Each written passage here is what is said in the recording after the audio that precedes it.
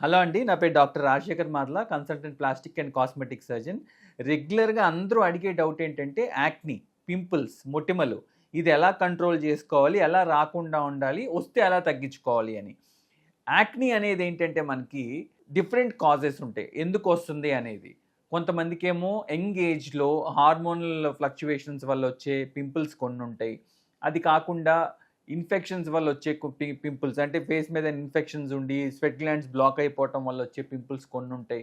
కొన్ని ఏంటంటే మనకి పడని ప్రోడక్ట్స్ ఏమన్నా రాసుకుంటే వచ్చే ఇన్ఫెక్షన్స్ వల్ల వచ్చే యాక్ని కొన్ని ఉంటాయి. ఇరిటేషన్ వల్ల వచ్చే యాక్ని ఉంటాయి. లేదు అంటే పీరియడ్స్ టైంలో వచ్చే యాక్ని ఉంటాయి. ప్రెగ్నెన్సీలో వచ్చే మల్టిపుల్ సెక్రీషన్స్ వల్ల మల్టిపుల్ కాజెస్ వల్ల వచ్చే యాక్ని ఉంటాయండి.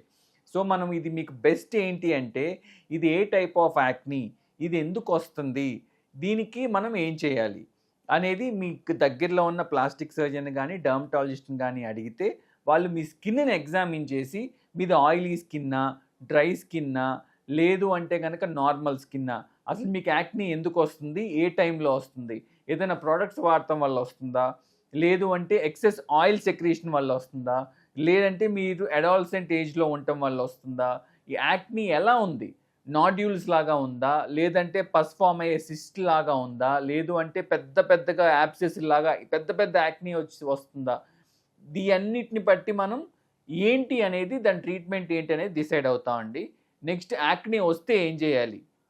యాక్ని వస్తే దానికి డాక్టర్ ఇచ్చిన క్రీమ్ పెట్టుకోవాలి, జాగ్రత్తగా ఉండాలి, దాన్ని ముట్టుకోకూడదు, దాన్ని పాప్ చేయకూడదు, దాన్ని ప్రెస్ చేయకూడదు, దాన్ని గిల్లకూడదు.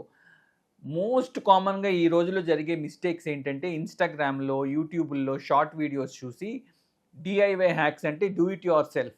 అంటే ఈ సింపుల్‌గా టూత్ పేస్ట్ పెట్టుకోండి యాక్ని పోద్ది. లేదు అంటే గనక పసుపు పెట్టుకోండి పోద్ది. లేదు అంటే ఇంకేదైనా అలోవెరా పెట్టుకోండి పోతది అని చెప్పి చాలా షార్ట్ వీడియోస్ చూస్తున్నారు. చూసి అలాంటివి ఫాలో అయ్యి దాన్ని ఇంకా పర్మనెంట్‌గా గుంట పడిపోయేటట్టు, పర్మనెంట్‌గా మచ్చ పడిపోయేటట్టు సైడ్ ఎఫెక్ట్స్ వస్తున్నాయి. సో కాబట్టి సొంతగా ఏ డెసిషన్స్ తీసుకోవద్దు. మంచి డాక్టర్‌ని కలిసి మీరు మీ స్కిన్ చూపించుకొని ఫాలో అవ్వండి. యాక్నీని ఆపొచ్చు, రాకుండా చూసుకోవచ్చు. వచ్చిన యాక్నీని కూడా సింపుల్‌గా తగ్గించుకోవచ్చు. దాన్ని గనక మీరు పాప్ చేసి మీ సొంతగా మీరు ట్రీట్మెంట్స్ తీసుకుంటే లైఫ్ లాంగ్ మొహం మీద ఒక పెద్ద గుంట ఉండిపోతది.